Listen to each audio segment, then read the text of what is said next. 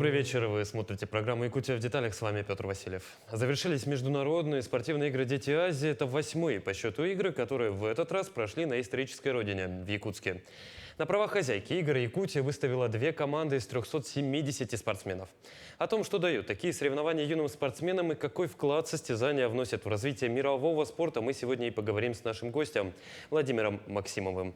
Владимир Владимирович, здравствуйте. Добрый вечер. Во-первых, очень рад видеть вас в нашей студии. Мы с вами до начала игр встречались на стадионе Туймада. Вот сейчас встречаемся здесь уже. Как вот считаете, совпали ожидания с реальностью? Планы, как игры прошли, как планировали их в начале, что получили на выходе? Ну, я думаю, лучшую оценку даст зритель, потому что организатор, он всегда, скажем так, видит какие-то недочеты, которые были в плане и так далее. Если зритель говорит о том, что соревнования прошли хорошо, был хороший спортивный азарт, то я считаю, что это главная оценка, для чего как бы и делается. Судя по накалу страстей и по завоеванным медалям и разбросу географии медальной, считаю, с нашей стороны это самое главное. Ну вот я уже сказал о том, что игры вернулись на родину. Каково значение возвращения столь знакового события в Якутск обратно? Это опять-таки ощутили все, я думаю, и, скажем так, и зрители, и жители республики, и гости, там, туристы, сами спортсмены, потому что Якутск жил играми эти, скажем, 11 дней. Что творилось на аренах, и в городе видно было, и Комсомольская площадь не пустовала практически никогда. Люди ждали, и это вот всегда хорошо, когда люди, зрители ценят, ждут и, соответственно, получают удовольствие от этого. А когда зритель получает удовольствие, соответственно, спортсмен выкладывается на все 200%. Я уверен, что так как проводит Якутск, и Якутск еще раз доказал, что действительно спортивный регион, где любят, ценят спорт, и каждый спортсмен всегда подчеркивает о том, что болеют не только за своих, но и за спортсменов из других стран. И даже если соревнуются там с местной командой, все равно все зрители в Якутии славятся тем, что они болеют за спорт в первую очередь. И это дает такой хороший импульс самим спортсменам для показателей спортивных результатов. Поэтому я считаю, что Якутск еще раз доказал, что это столица детского спорта, где ценят детей и ценят спорт в целом. Ну, давайте, собственно, о самих спортсменах. В этом году география самая разнообразная. Сколько стран-участниц было? И самые, допустим, вот интересные факты, самая многочисленная делегация или самая малочисленная делегация? Ну, у нас, скажем так, если сухие факты, то это 30 команд из 24 стран, порядка 2600 человек — это спортивные делегации. Если брать спортсменов, то это 1930 спортсменов, которые участвовали в играх.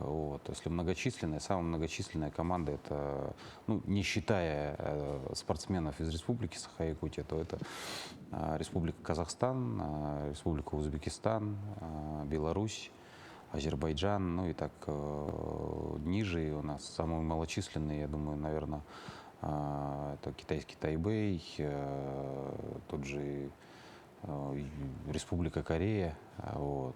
Мы понимаем, что сегодня логистическая составляющая добраться до Якутска, и, честно скажу, команды, которые я сказал, малочисленные, они добирались сутками с пересадками, и это надо отдать должное, что люди ехали в такую даль для того, чтобы посоревноваться. И несмотря на то, что там многие из них не завоевали медали, все отмечают, что они получили хороший соревновательный опыт, который пригодится, и это многого стоит. Это опять-таки, скажем так, отклик, отзыв, как называть это правильным, на тот формат игр. потому что мы видим, опять-таки, по географии, по медальному зачету, что до последнего дня практически, до предпоследнего дня не было понятно, кто в неофициальном командном зачете займет первое место, и то есть все команды, многие команды шли вровень.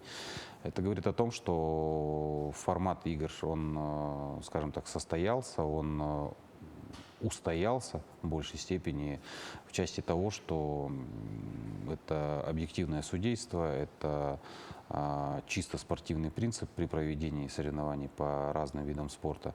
Это в большей степени история про дружбу, объединение, потому что, ну, на мой взгляд, и, по крайней мере, по той информации, которую я там из первых уст получал, или же там даже из ваших сюжетов видно было, что дети, в первую очередь дети, они не, скажем так, не огорчились, потому что у них была хорошая культурная программа, образовательная программа и так далее, поэтому скучать им не приходилось, и каждый был в пределе, даже там большие команды, они ходили друг за друга, болели по разным видам спорта дети. Я думаю, что даже внутри команды, вот, больших делегаций, спортсмены передружились, перезнакомились, и я думаю, эту дружбу они пронесут на долгие годы, что как бы доказали и наши выпускники, которые приезжали сюда, они всегда отмечают, что вот память об участии в играх, особенно в Якутске, это в том числе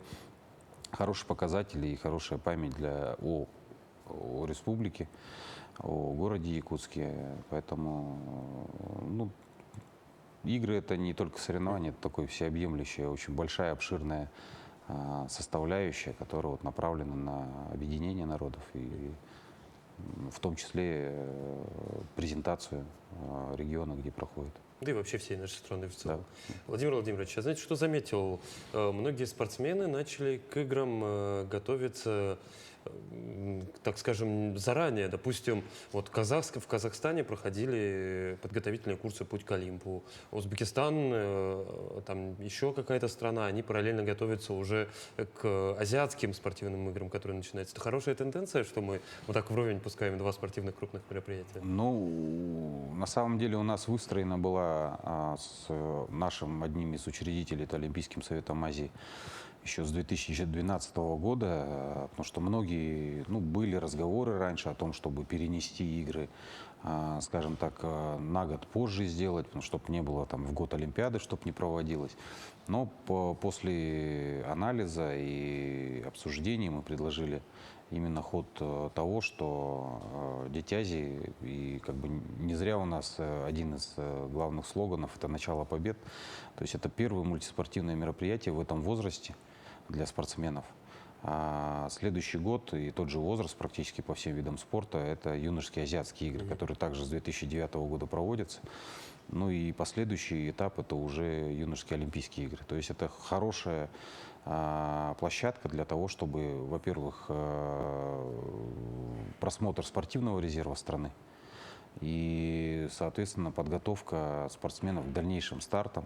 То, что касается образовательных проектов, в том числе вот Республика Казахстан, это плановое. Мы с 2023 года запустили эти проекты. И помимо Казахстана они прошли и в Бангкоке, в Таиланде, и в Кыргызстане, в Бишкеке. И сейчас запросов еще больше. Как бы мы готовы это масштабировать на весь континент. И я думаю, это тоже такой посыл, потому что наша организация, она призвана в первую очередь развивать детский спорт, вот, и делать так, чтобы спорт, разные виды спорта, они развивались в большей степени, ну, скажем так, в тех странах, где тот или иной вид спорта не так популярен, либо не настолько у них хорошая история и школа, да, по видам спорта некоторым.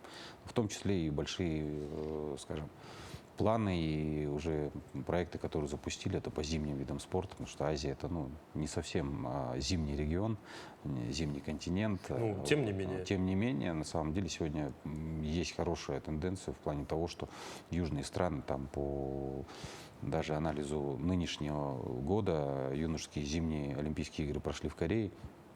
И Королевство Таиланд, состав команды был 22 человека, уже завоевали серебряную медаль и впервые в истории.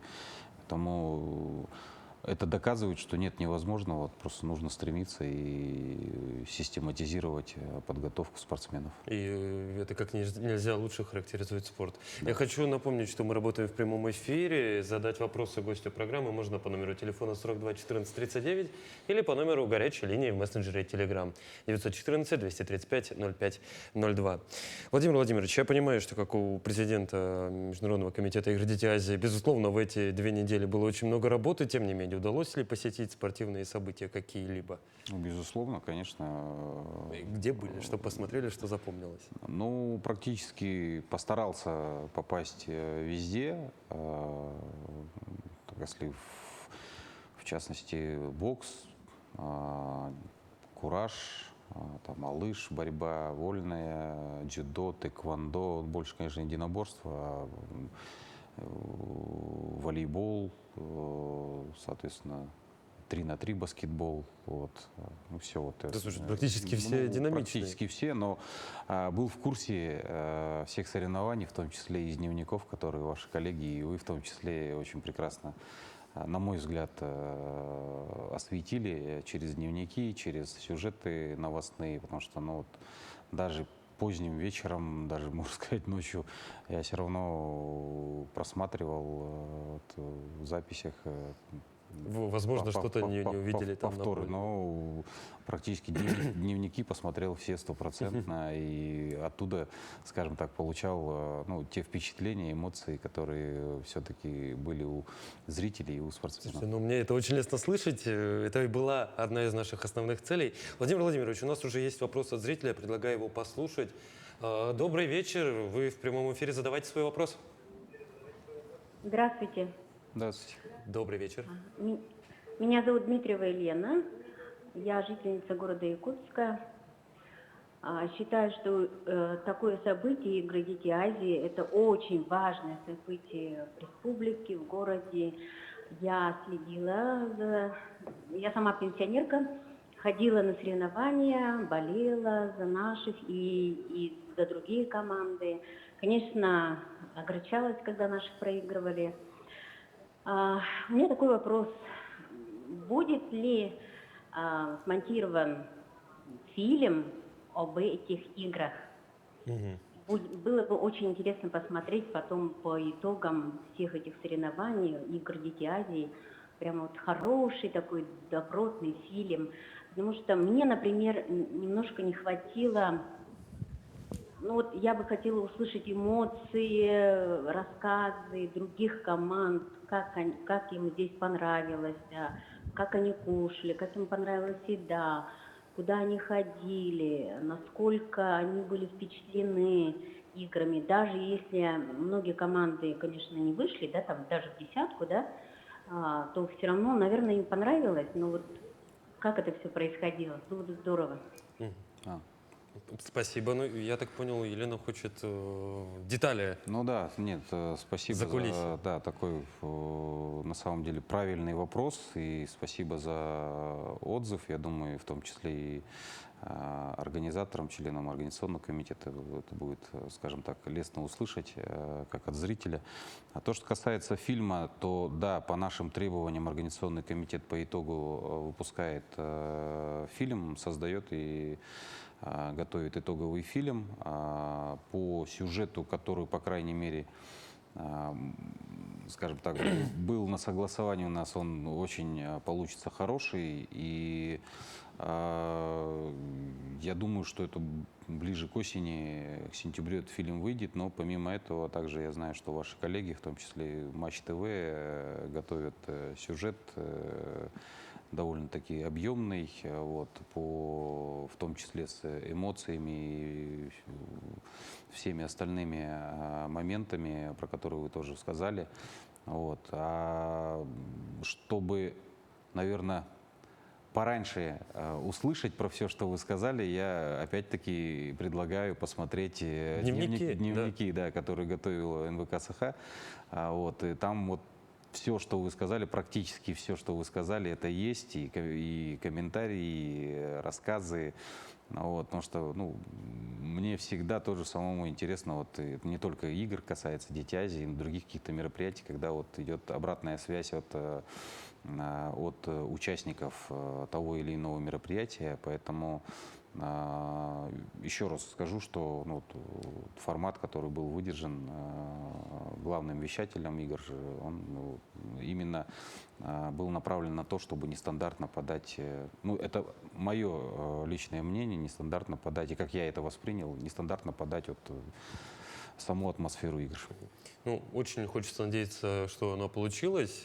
Елена, я думаю, пока есть время до осени, действительно можно посмотреть дневники игр Дети Азии на Ютубе, НВК Саха и телеканал Якутия-24. Там же можно узнать и про работу волонтеров. Я предлагаю про них тоже поговорить.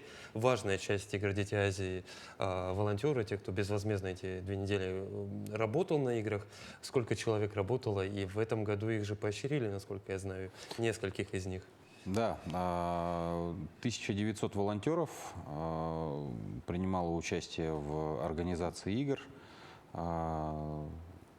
Это большая сплоченная команда по 19 направлениям волонтеры работали, начиная там от аэропорта по встрече, размещению, сопровождению. Ну, то есть, я думаю, что все жители и гости Якутска видели их на каждом шагу. Вот, люди, которые задавали там настроение, помогали. Вот. Это большая работа на самом деле, сплотить, зарядить людей на позитив и самое главное выстроить эту работу в части того, чтобы оказать содействие в организации. Но вот волонтеры задают тон, и мы всегда это подчеркиваем. И действительно у нас в прошлом году мы на играх в Кузбассе анонсировали, после этого мы учредили знак волонтерам, знак признательности за, скажем так, их работу и преданность именно играм. И могу точно сказать, что это аналогов такого знака нет ни в одном мультиспортивном мероприятии, потому что он вручается волонтерам. 3 степени, их это бронзовый, серебряный и золотой знак. Это волонтеры, которые участвовали, там бронзовый он в 3 играх участвовал, серебряный в 4 и золотой в 5 и более. То есть это необходимо поощрять, потому что люди действительно, они следуют за проектом, они участвуют в нем. И когда, скажем так, праздник плохо организован, ты на него 2-й раз не идешь. Да, если 2-й раз по ошибке тебя как бы занесло, в 3-й раз ты точно не пойдешь. Люди есть у нас, я очень рад, что мы вручили и серебряные, и даже у нас есть волонтер золотой, она волонтер, серебряный волонтер, который прибыла к нам из Татарстана, она участвовала в 16-м, 19-м, 22-м, 23-м и вот в 24-м году. То есть она ездила по всем регионам, и это многого стоит. Это действительно люди, которые преданы самому проекту. Потому что мы много говорим об организаторах, которые в разных участвовали играх и так далее. Но волонтер — это человек, который по доброй воле, скажем так, от всей души хочет сделать этот праздник детского спорта еще краше и, скажем так, комфортнее. Ну и они, как никто, видят, как развиваются игры, как они становятся взрослее, так скажем, матюре и профессиональнее из года в год, я думаю. Владимир Владимирович, давайте вернемся к обсуждению видов спорта. Я немножко в этом плане ангажирован. Практически все соревнования по мини-футболу, футзалу, как его сейчас называют, посетил.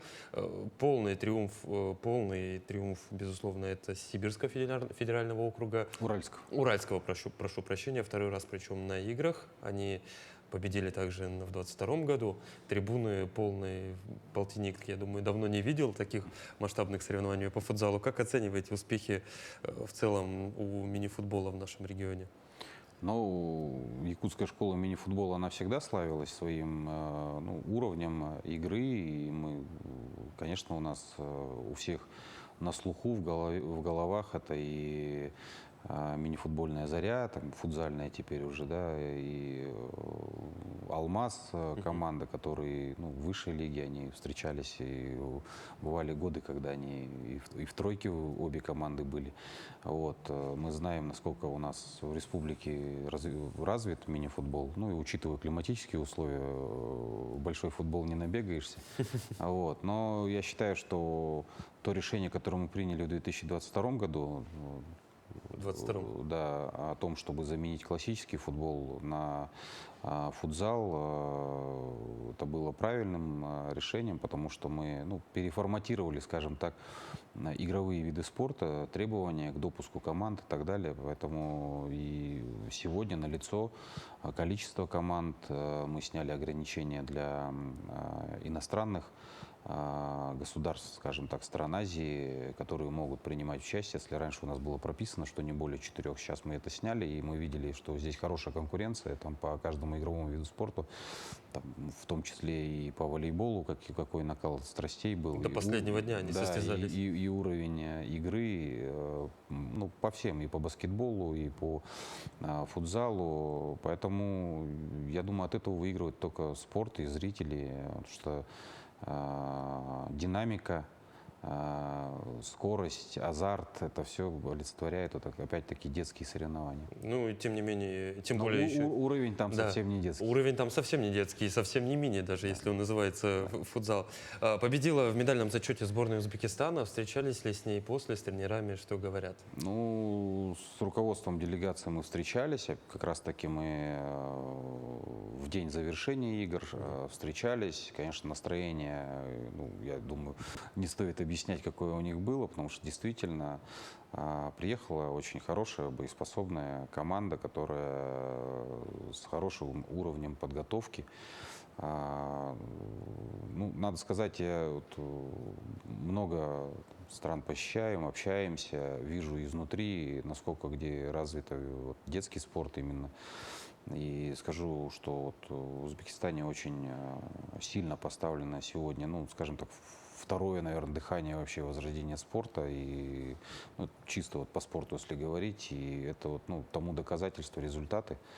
И тем более, что Ташкент в следующем году примет юношеские азиатские игры у себя. В 25-м все-таки В 25-м году азиатские игры юношеские, я еще раз скажу, это как раз-таки тот возраст, который участвовал здесь, он будет и участвовать там. Поэтому это был главный смотр перед домашними азиатскими играми. И, соответственно, приехала прям, ну, первый состав процентов на 90, наверное, по всем видам спорта. Поэтому, честно сказать, вот мне руководитель делегации говорил, мы ехали за вторым местом, потому что понимали, что, ну, как бы редко бывает, что страна-хозяйка что-то отдает, но тем самым, с другой стороны, мы показали, что это здоровая конкуренция, справедливое судейство, и ну, это один из главных принципов, который мы ставили перед судейской коллегией, перед главной судейской коллегией, которая занималась по каждому виду спорта. Мы собирали специальные коллегии, что не должно быть никакого предвзятого судьи, потому что это детский спорт, и кто победит, тот победит. Не надо искусственных как бы там моментов политкорректности или чего там. Ну, как бы, ну, тут тоже нужно понимать, что Российская Федерация была представлена несколькими командами. Это все-таки команды округов, там, субъектов. Кстати, очень сильные команды. Одни из самых сильных. Да, очень сильные. Но я думаю, что от этого будет конкуренция еще и на следующих играх еще сильнее, потому что, как все знают, со следующих игр принято решение о том, что сборная России будет выступать единой командой. Но на правах основателя игр Республика Саха-Якутия имеет право также выставить отдельную команду. Это как бы у нас прописано, это незыблемое правило. Поэтому я думаю, что от этого будет интереснее. То есть у нас будет сборная, там не будет сборной ДФО, УРФО, там Да. будет сборная России, вот эти сильнейшие Да. спортсмены со всей России, Да. Якутия и страны Да. гости азиатские. Ну, не гости, может, они хозяева будут. Может, хозяева. Слушайте, ну это будет действительно спортивный, не побоюсь этого слова, замес. Ну, да. Как нигде, я думаю, страсти там будут накалены. Владимир Владимирович, хочу еще поговорить про якутские национальные виды спорта. Это хапсагай, масс-рестлинг, якутские прыжки, которые в легкой атлетике представлены. Как они развиваются? Какую популярность они уже у детей приобретают там? Ну, В рамках именно игр детей. опять-таки, если переходить к сухим фактам, то мы видим, что масс-рестлинг, если мы, ну, честно признаюсь, мы писали в том числе в Международную федерацию свои, скажем так, свою настороженность выражали в части того, что в играх Дети Азии там по итогам предыдущих лет, и 22-й, и 16-й и так далее, крайне малое количество участников в этом виде спорта, то сейчас, учитывая, что в играх Дети Азии нынешнего года приняло участие порядка 10 стран, это говорит о том, что вид спорта развивается, потому что без юношеского и детского спорта, если нет показателей, соответственно, ну, трудно говорить о том, что вид спорта он может быть развит.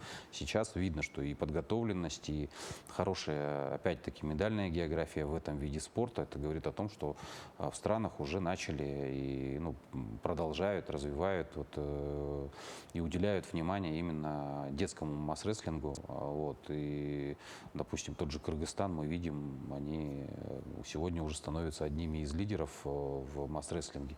И Это же узбекская школа вольной борьбы. тоже, Школу масс-рестлинга тоже туда ну же. да, вот то, что касается хапсагая, конечно, так, несмотря на то, что нет международной федерации, но сегодня уже заговорили о том, чтобы создать такую организацию, но это показывает доступность вида спорта, потому что заинтересованности было тоже много, и участников было много. Конечно, мы традиционно давали допуск спортсменам из, скажем так, смежных видов спорта, которые, ну, там, уже закончили свою соревновательную программу, и от этого идет популяризация. Но якутские прыжки, опять-таки, в части их востребованности, надо сказать, что в командах, во многих командах были заявлены отдельные спортсмены именно по дисциплине якутские прыжки. Поэтому тоже говорит о развитии и интересе со стороны команд, стран, регионов к якутским национальным видам спорта, ну, скажем так, традиционным видам спорта народа Саха, поэтому здесь и в этом плане, опять-таки скажу, что где бы игры не проводились, у нас по нашим требованиям есть 17 обязательных видов спорта, и все эти 3 вида спорта, они стоят в обязательной программе. Где бы игры не проводились, вот эти 3 вида спорта будут. Это все сделано для того, чтобы, конечно же, скажем так, внести свою лепту в части развития и популяризации видов спорта. Самое интересное, что говорят сами легкоатлеты. Я общался с нашей сборной, которую второй год уже, по-моему, тренирует Тимофей, наш главный тренер по легкой атлетике. Я ему говорю, а кто ваш главный соперник, как сами рассчитываете? Ну, мой ответ был, точнее, мой ожидаемый ответ их был, что кто-то из дальневосточников, либо сибиряки, москвичи, которые очень сильны на российских стартах. Нет, они все говорят поголовно казахи и киргизы, потому что этот вид спорта ушел к ним, и у них даже есть специальные стадионы. Вот это мне сам член сборной Киргизии говорил, где они тренируются по якутским национальным прыжкам. Они у них немножко по-другому называются, но суть да. остается та же. Это вот показатель, мне кажется, того, что мы вышли далеко за пределы не только нашей страны. Честно, в любом, как бы, с любой стороны, если сказать, корни одни, и в Азии, тем более Центральной Азии, те или иные виды спорта, они все равно схожи. Просто там в зависимости от климатических условий и так далее, если там узбекская борьба там надевает что-то, то у нас времени мало для того, чтобы замерзнуть можно, поэтому... Ну, не зря же слоган «Один континент, одна команда» Да. во всех смыслах этого слова, я думаю. Владимир Владимирович, важная часть любого спортивного состязания – это судейский корпус. На этих играх главным судьей был выпускник третьих игр Мирей Акшалов. Как он оценил соревнования? Вообще, как был выстроен судейский блок? Ну, Были ли какие-то острые моменты? да, порядка 700 судей обслуживали соревнования, и хорошая, опять-таки, ну, представленность стран была, 17, из 17 стран были судьи. Соответственно, ну, я уже несколько раз сказал о том, что вот именно не раз отметили мы, что справедливое судейство, непредвзятое, скажем, спорных ситуаций практически не было. Ну, на мой взгляд, вообще не было там, за исключением одного. Ну, опять-таки по этому вопросу мы отдельно смотрели, и это, ну, не заслуживает внимания даже, потому что там больше вопрос не к судьям, а больше к представителям команды. Вот. Судейство, считаю, что прошло на хорошем уровне, и тот момент, когда мы утвердили главным судьей выпускника игр, это тоже говорит, ну, скажем так, хороший большой шаг вперед, потому что и Мирей Тольгетович, он и как спортсмен состоялся, и сегодня он как функционер высокого класса состоялся, и сам тренером был, заслуженный тренер своей страны, несмотря на такой, ну, относительно молодой возраст, вот, и зная его как принципиального, честного человека, соответственно, ну, во главу ставили. Он посещал все практически соревнования, смотрел, следил, общался с судьями, поэтому здесь я думаю, что, ну, многие оценили, и судейский корпус был таким образом составлен, что у нас были традиционно заместители главных судей, главного судьи, которые определенные виды спорта курировали, координировали. По некоторым видам спорта мы ввели, опять-таки, в требование, что назначается технический делегат от Международного комитета, это совершенно независимый от каких-либо международных федераций, там, общероссийских федераций, представитель, судьи, которые имеют международную категорию, наивысшую категорию судейства, люди принципиальные, то есть и у них главная задача была в крайнем случае в спорные моменты вмешиваться и, ну, принимать объективные решения. Поэтому это, скажем, нововведение, наверное, да, хотя у нас с Кузбасса это еще включили мы, оно себя подтвердило в очередной раз. Я думаю, что действительно нет ни одной команды, которая бы не согласилась. Ну, понятно, всегда Спортивные моменты могут спортивные требовать, да? моменты, но это то же самое, что каждый родитель считает, что его ребенок особенный, то же самое и тренер всегда считает, что его воспитанник победил. Владимир Владимирович, у нас время пролетело незаметно, как и все 11 дней игр Дети Азии этого года. Я предлагаю в заключении, точнее, хочу в заключение спросить вот что. 11 дней, я думаю, вы как руководитель игр волновались, нервничали, переживали. Вот в финал выдохнули. Что дальше? Какие эмоции испытали сами на финале игр, на закрытии, и какие планы у 9-х спортивных игр Дети Азии? Они точно будут, в этом уже сомнений нет. Нет, 9-е игры точно будут, это 28-й год, также нас впереди ждут 3-е зимние игры, соответственно, ну, это нас ждет впереди, потому что, ну, на самом деле игры, скажем так, они завершились для Якутии, для нас это все продолжается, и по новой, не по новой, идет продолжение той работы, которая была запущена и велась, и ведется на сегодняшний день. Это вот по предстоящим играм, это в том числе у нас вопрос запуска нового проекта, который мы анонсировали в 2022 году, по определенным причинам немножко сместилось. Планируем его запустить в 2026 году. Это первые уличные игры Дети Азии. Которые должны были пройти в Владивостоке? Нет, которые должны были пройти в Ташкенте. Владивосток заявлялся? Ну, потому что мы были во Владивостоке, поэтому там анонсировали. Да.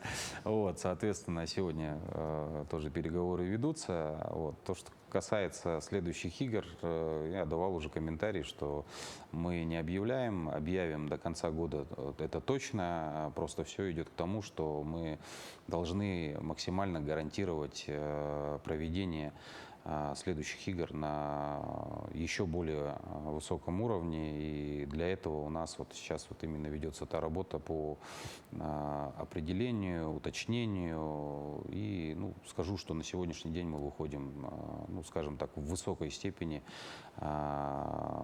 уровня уже выхода на подписание контракта, после чего мы объявим объявим город, страну, который примет следующие игры. Ну, собственно, не так важно, где эти игры пройдут. Главное, что это будет снова праздник спорта и дружбы. Владимир Владимирович, на этом наш выпуск подходит к концу. Я могу сказать вам спасибо и за игры этого года, и за то, что пришли к нам в студию и ответили на наши вопросы. Спасибо вам. На этом выпуск программы «Якутия в деталях» подошел к концу. С вами был Петр Васильев. Смотрите нас по будням в 19:15. Расскажем обо всем в деталях.